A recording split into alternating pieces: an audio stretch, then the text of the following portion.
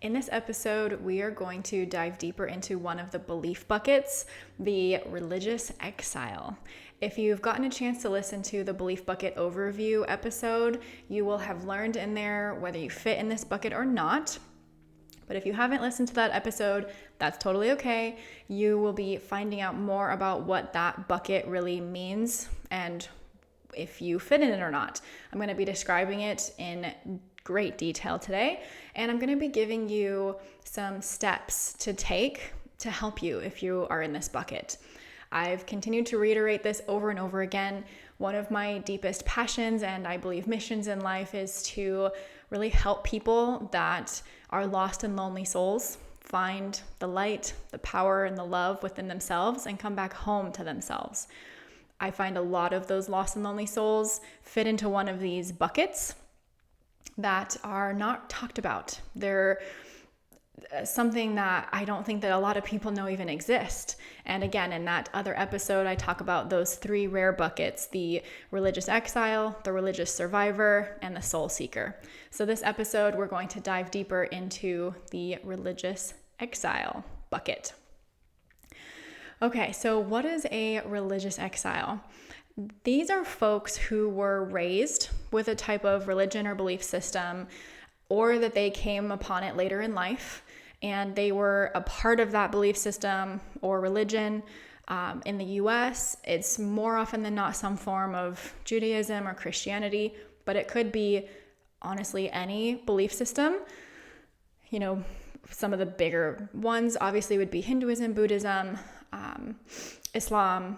Those are like the main, what we would call the main religions, but there's lots of other subsidiaries. So any belief system that you were a part of, but you felt exiled from that belief system or religion, either by choice or by happening. And what I mean by that is by choice, like you have not really felt in alignment with that belief system any longer. Maybe there's parts of it that you feel really resonate as true to your core, but there's some of it that you question and that just doesn't fully add up to you. That's what I kind of mean by choice, is that you've kind of evolved or you've had experiences through life that have shown you other beliefs or other ways of being that you're like, that seems like it's true, but this doesn't fit in with the box that I've been a part of or that I grew up with. How did I reconcile that?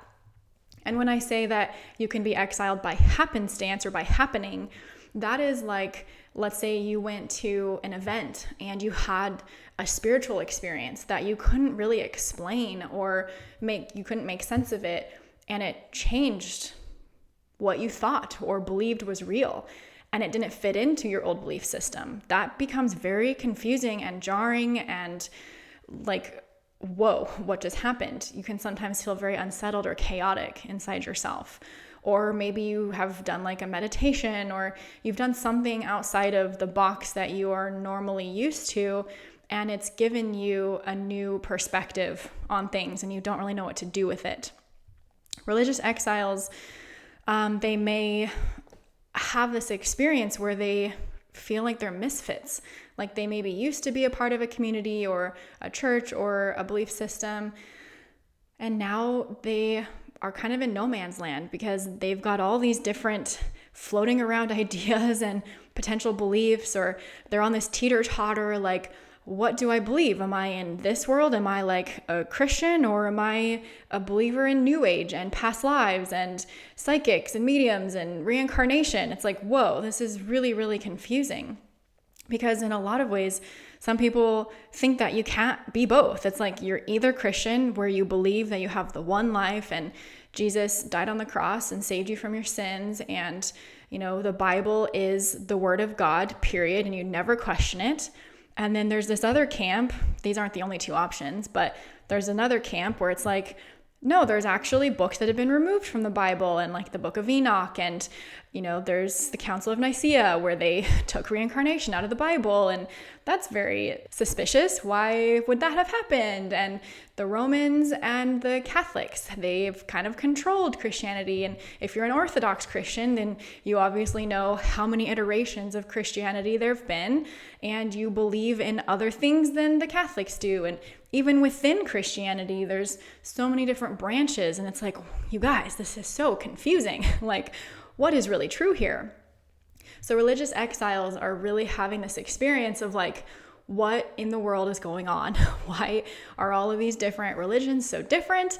And why do I only have to choose one or the other? And I'm only fitting into one or the other, and I can't believe in Jesus and reincarnation at the same time. And I can't believe that the Bible is legit and also that, psychics are legit at the same time, and that, I want to see a tarot reader, but I should go to confession instead because that's the sinning. It's like, oh my gosh, this is really, really crazy and confusing. So if you're a religious exile, you might have this experience where it's like you go to church because you think it's the right thing to do, and it's what you're used to or what you think you should be doing. But when you're there, you're having this experience of like, this is rubbing me the wrong way, or this isn't fully resonating with me, or this message isn't landing. Like, there's more to the story. There's more to myself. There's more to spirituality in general. This isn't the end all be all. Like, this isn't all that there is. I don't feel like some of these things I'm being told are actually really true. And sometimes maybe it feels like there's an agenda behind these things, but this is supposed to be church, and I'm supposed to believe and have faith wholeheartedly and not question. And that gets very, very confusing. Being a religious exile, I would say the most overarching feeling that we can relate to is like confusion. And I mean, you can have all sorts of feelings and experiences, but I can also relate to being a religious exile because I've been in this bucket, and I have often felt like there's something more to the story that I'm not being told, and not everything that I see, hear, or believe exists fits into the box that religion has given me. And it's made me afraid to question things in the past. So religious exiles can have this experience, right, where they maybe have had experiences where they see, feel, or hear things that they believe exist, but it doesn't fit into the box that they've been given through their religion, and so they're afraid to question it. Perhaps they're afraid of judgment, or they're afraid of being outcasted, or to be looked down upon, or even worse, to be punished or to suffer consequences for having this idea or of wanting to question things. It's been a theme in history where if you question the system, you get punished, right? Like the Salem witch trials was an example. The Crusaders were an example. There's a lot of historical reference points to when you were not willing to accept the system and what was being forced upon you, then you were in danger. You were not accepted. You were exiled and punished, and you had consequences. And so I can appreciate that being a religious exile is very scary. It can feel very risky, and it can feel lonely and like you don't want anybody to know that you are this way, especially if you're one of the exiles that's like still kind of doing the thing where you go to church and, you go through the motions and you say that you believe in God, but it's like, do you really? Do you even do anything that makes it such that it proves through your actions that you believe in God? And it's just a wild, wild west out there. Religious exiles often also have this feeling of being lost or alone to a certain degree, like nothing and no one is getting you or matching with you. You're a misfit and you don't know why.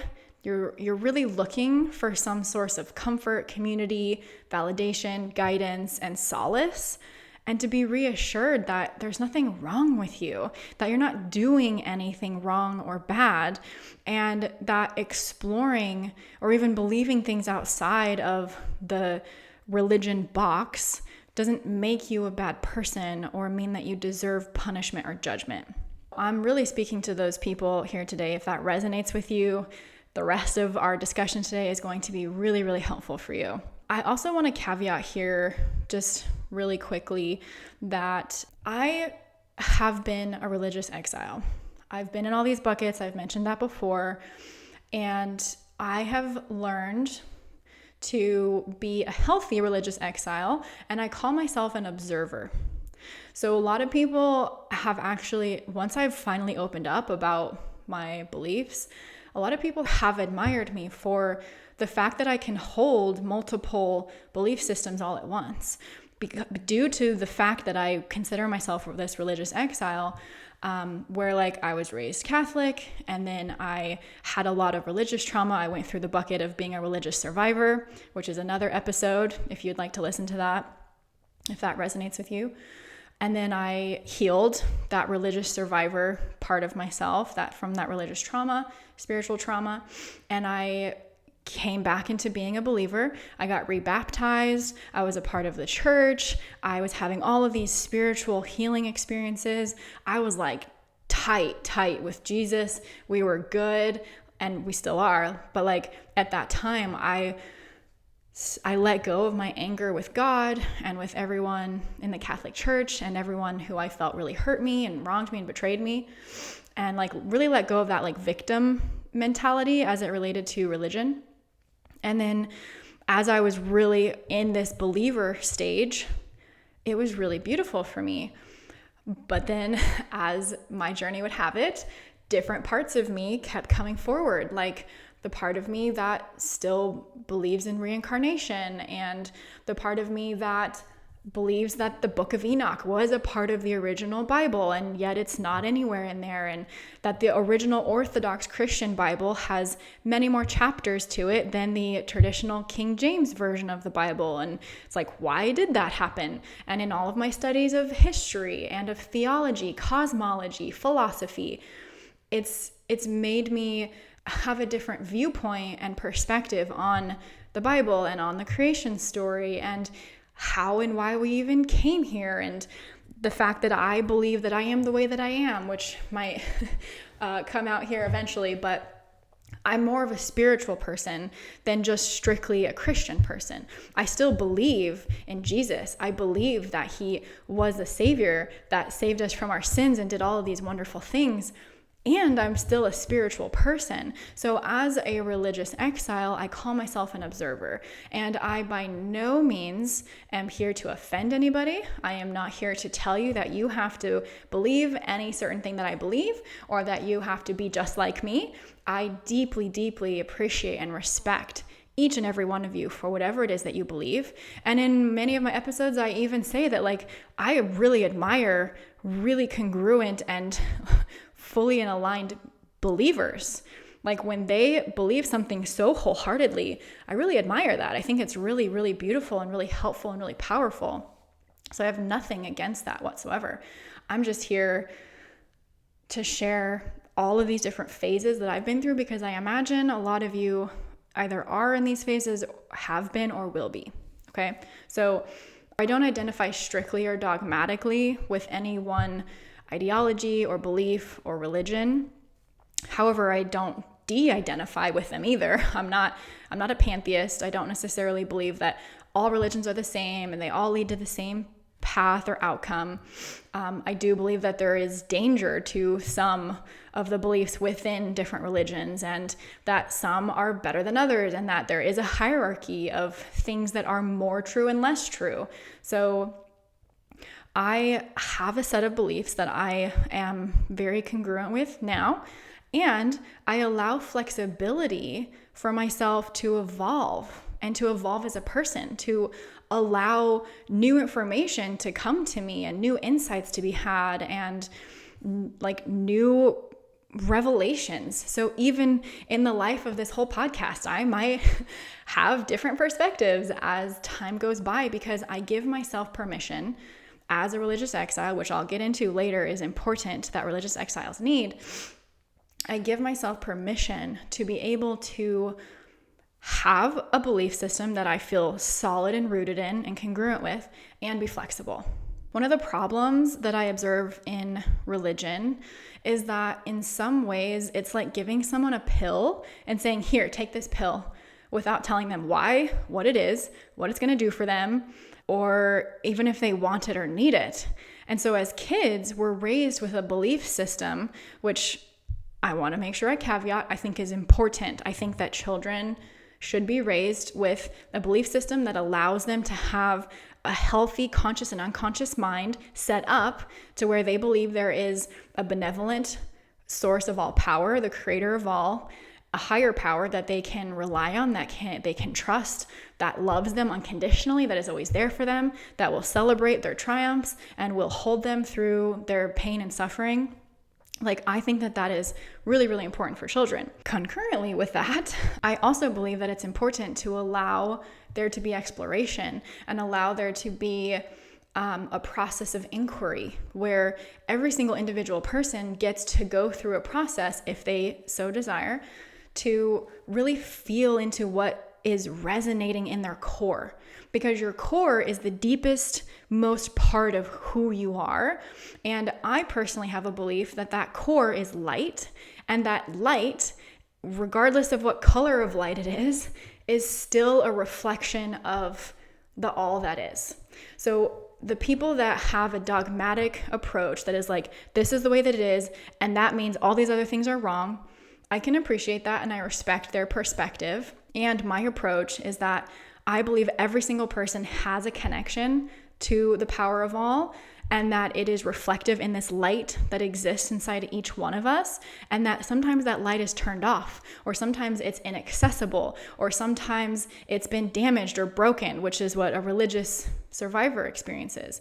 And sometimes it's maybe dull, or it's like lost, right? That's what a religious exile would experience. And so I want to encourage the exploration of finding the light within yourself. It's not necessarily finding the religion or finding the correct or the perfect belief system. It's, what are you feeling when you are connected to the highest and best version of you? What are you feeling when you connect to unconditional love and support and togetherness? Like, what is that for you? I really feel like sometimes the religion layer makes people feel stuck. And when they're trying to explore, learn, and grow in that inflexible belief system, it creates this dynamic where they don't like it and they're lost. And it results in that feeling of being a lost and lonely soul. And that's what we want to really avoid here. So in my personal, professional opinion and in my personal experience, I think that that's problematic. I think that our ability to have a core belief system that resonates with us and the freedom to explore is what helps us be happy, healthy, wealthy humans. Okay, so let's move into what religious exiles need. As you can tell, I have been very familiar with being a religious exile, and I have found it nauseating how I have to flip back and forth between belief systems in order to feel like I fit in. So going back to what I was saying earlier, like if I'm in the Christian belief system and I'm going to church and I'm talking to people there and they're super gung-ho, which is great, and they're singing their praises and their hands are up in the air and it's awesome and amazing, I want to be able to like fit in there and be like, yeah, I feel it too. Like, I'm with you. Like, I love Jesus. Jesus is the best. But then there's the part of me that's like kind of like sad, because I also have another part of me that's like, but like aliens exist and reincarnation's real and I can remember my past lives and, you know, all these different things like in the New Age, and I'm a medium and that's not acceptable in this like Christian doctrine, and that's really sad because that's a big part of who I am, and so that requires that I have to completely leave and neglect that part of myself, and that's just sad.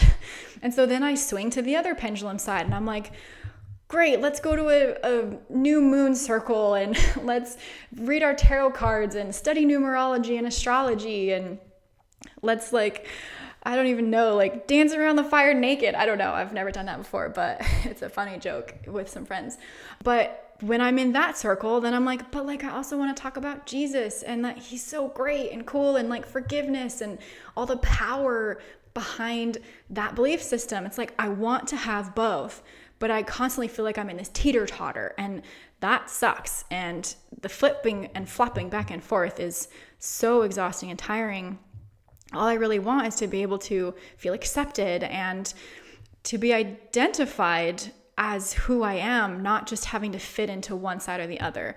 I also, if you're a religious exile, you may relate to this, that you like feel like you walk on eggshells around people, that you have to kind of figure out like, what do they believe before you can say what you believe. If you find out that they're like super Christian, then you're like, oh, okay, I got to keep my mouth shut about reincarnation and mediums and psychics and aliens and all these different things that don't fit into that paradigm. And then if you're, talking to people who maybe have religious trauma or are the religious survivors, then you're like, oh, okay, I got to keep my mouth shut. Like, do not talk about God or Jesus or Savior or forgiveness or any of that, because those might be buzzwords for them and it might set them off and trigger them. So I got to close my mouth. And I have that experience so much with different people. And it's like, I just want to be able to speak freely. Once I finally find people that have an open mind and that I can say anything and everything to, I'm like, this is great. I feel so much more free. That leads me into what religious exiles need. They need to feel accepted and understood for being different or wanting to explore outside the box, to feel this sense of peace and settledness internally, to have a supportive community and loved ones that are willing to hear them out and willing to have an open mind and that can let them talk about these things if they want, or that won't judge them, shame them, or criticize them, if they have these certain beliefs. Religious exiles need to have the confidence that they're different and that that's okay. There's nothing inherently wrong with them. They're not bad. And that, the exploration process is a season, it's an inquiry, and again, that's okay. They also need resources to help guide them toward their truth. And I'm going to talk about that in a little bit when I get through the steps that you can take to help yourself. But religious exiles also really need permission to have a strong connection to themselves and to their higher power, regardless of what it looks like, regardless of if it fits in the box, regardless of if it's perfect, regardless of if it's the same way that Sally, who does every church event imaginable and who has this really grounded and rooted belief system and an unwavering faith, regardless of if it looks like hers. You need permission to have this connection, even though it might look differently than others around you.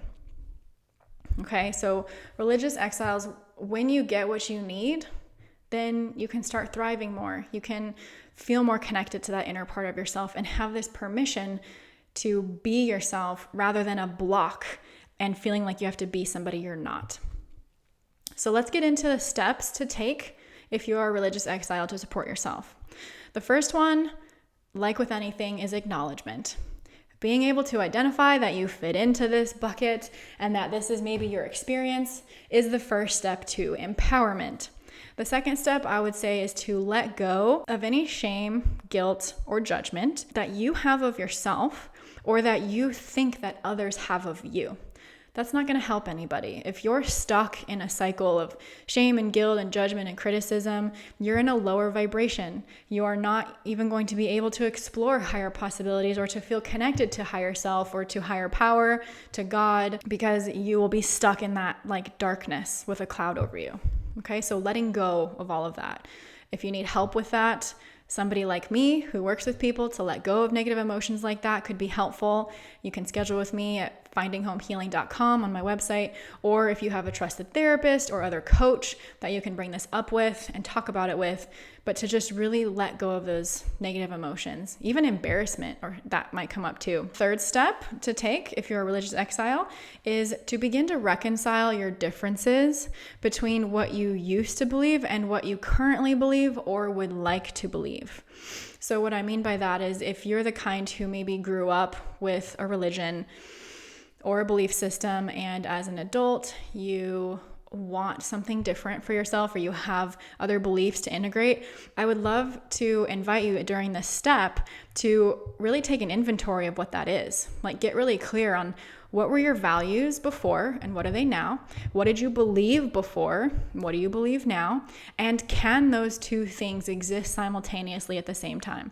Can you give yourself permission to hold two ideas together at the same time? It's a skill and a gift that you can give yourself, that you can develop and become stronger in over time.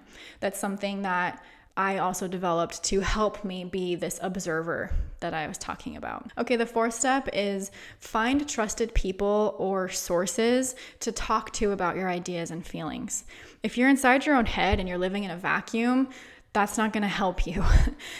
So I would suggest that you kind of feel out if there's anybody in your world or your community, friends, family, even at your church, people that are open-minded, or if you have other communities where you can bring this up to somebody and actually just dialogue about it. It can feel really supportive to feel like you're not alone and that you are allowed to express yourself. You're allowed to be different. You're allowed to say what's on your mind and what you feel without being judged. This might even look like a therapist or a coach or somebody else that you have that you trust to be able to just dialogue about it and, spit ideas out and go through that process. Okay, the fifth and final step that I would suggest to support you in this phase, in this bucket, is researching resources that can keep guiding you toward the light and truth. This would be things like books or YouTube videos, documentaries, podcasts, different types of healers, maybe church sermons. There's so much out there. There's so many resources, even on social media. Like, as much as I am not a supporter and a fan of social media, there are some good things out there that you can find. In my personal process of exploring this bucket of being a religious exile, I looked into different people like Abraham Hicks, who is a channel, and the woman is channeling this entity that is, existing elsewhere. And maybe some of you think that that's scary and that's the devil and that's evil. That's okay. It's information. It's like, okay, maybe this woman is absolutely bat crazy and out of her mind, but there are some of the things that she says that are pretty profound. Or somebody like Bashar, if you've ever heard of him, he's channeled by a man named Daryl Anka, and he has a lot of videos and like a whole library of being able to channel this being. And it's, again, even if you think or believe that it's crazy, if you're in exile and you're exploring and you have an open mind, you might want to go check that out, because he says some really helpful things that have really helped me on my path. There's things like that can really help you. There's, again, books and YouTube videos. There's sermons from different churches that I've gone to that have even helped me be able to have a better relationship to Christianity, which has helped me in my process. Okay, so the 5 steps: acknowledgement, letting go of any guilt, shame, or judgment or criticism, beginning to reconcile your differences of how you used to be to how you are now, finding trusted people and sources to get to talk to about your ideas and beliefs, and then researching those resources to support you and guiding you toward the light and the truth. This podcast, Finding Home Healing Podcast, might be another supportive place for you to come, to feel heard and seen, to feel like you're not alone, because I am also the religious exile type, and I'll be talking about all things from all spectrums and all topics. So you might find that you really, really fit in here to this community. Okay, so we have gone through in depth the religious exile experience, what it is, what it's like to be one. Hopefully by now you are either resonating with this and feel like, oh yeah, that's definitely me, I'm going to take action on these steps, or maybe you realize it's not you and maybe you fit into a different bucket. Totally cool. There's other podcast episodes to support you. I would steer you toward the belief bucket overview episode or the religious survivor episode, if that's more where you feel like you fit, or the soul seeker episode where maybe you would fit more in that bucket. Regardless, I hope this has been supportive to you today. I hope you are feeling validated, heard, seen, supported, loved, and not alone, and that you are able to find a closer path or more connection to that light and that power within yourself. If you love this episode and or maybe others that you've listened to, please leave a review wherever you're listening to this. Share it with somebody that you think it could help. That's the biggest way you can help me help even more people like us. And if you want one-on-one support, feel free to go to findinghomehealing.com and schedule an intro session with me there. Thank you so much for tuning in today, and we'll see you in the next one.